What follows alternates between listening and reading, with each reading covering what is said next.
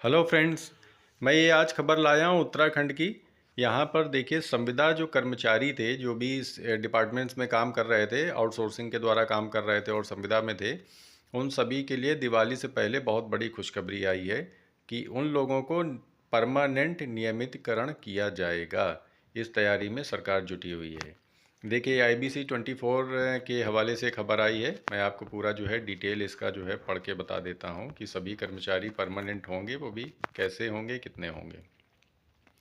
ये देखिए, इसमें देहरादून की तरफ से आया है।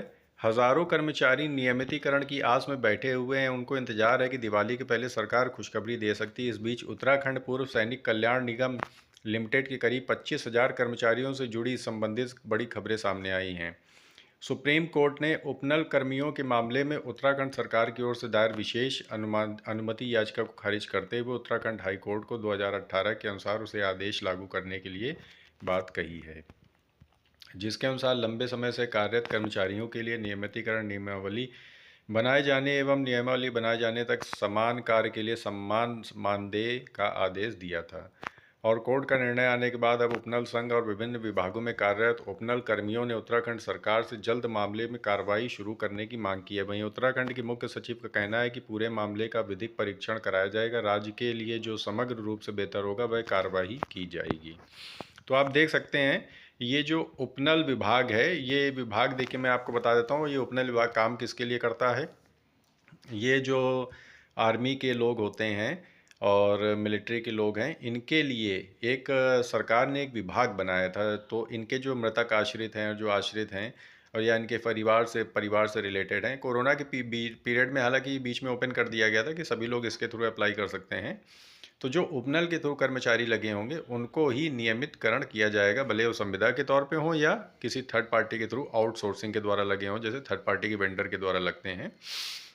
आगे आप देखिए, पढ़ सकते हैं, कोर्ट विभिन्न आदेशों में संविदा समेत उपनल कर्मचारियों को भी नियमित करने के आदेश कर चुका है। नियमितीकरण के साथ ही समान काम का समान वेतन देने के भी आदेश जारी हुए। इसी क्रम में हाईकोर्ट के आदेश के बाद ही शासन स्तर पर नियमितीकरण नियमावली पर काम शुरू हो गया है। अब जल्द ही राज्य में बड़े पैमाने पर आउटसोर्स और संविदा कर्मी नियमित हो सकेंगे।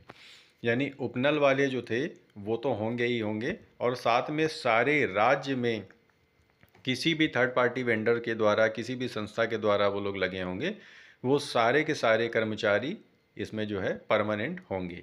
इसमें भी कुछ नियम कानून है, वो मैं आपको आगे बताऊंगा। बीते दिनों उत्तराखंड हाईकोर्ट विभिन्न आदेशों में संविदा समेत उपनल कर्मचारियों को भी नियमित करने के आदेश दिया है। इसे लेकर अब सरकार की ओर से इन्हें नियमित करने की तैयारी की जा रही है। सरकार ने संविदा कर्मचारियों की सटीक जानकारी के लिए विभागों से जानकारी मांगी है। चूँकि सरकार के पास संविदा कर्मचारियों की सटीक संख्या नहीं है, उत्तराखंड में मौजूद समय में संविदा आउटसोर्स कर्मचारियों का एक संभावित आंकड़ा 40,000 के करीब माना जा रहा है। इसके लिए अब इस बार विभाग काम कर रहे हैं। इस तरह के कर्मचारी का डेटा एकत्र किया जा रहा है। मीडिया रिपोर्ट्स के में बताया गया कि कई विभागों में इससे संबंधित जानकारी भेजी भी जा चुकी हैं। अब ये जो देखिए नियमितीकरण होगा, ये इस हिसाब से होगा कि जो भी एम्प्लॉई पिछले 10 साल से परमानेंट काम कर रहे हैं, उन्होंने कहीं पर काम छोड़ा नहीं, ऐसा नहीं है कि उन्होंने काम बीच में 2 साल के लिए छोड़ दिया था फिर उसके बाद दोबारा से लग गए थे।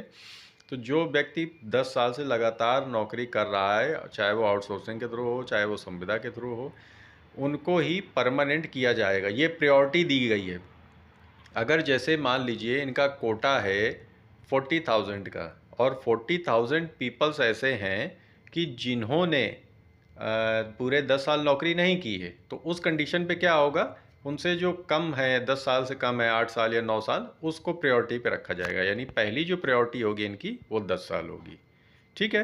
फिर आप लोगों को अगर ये वीडियो इन्फॉर्मेटिव लगा हो तो प्लीज़ लाइक, शेयर और सब्सक्राइब करिए। Thank you.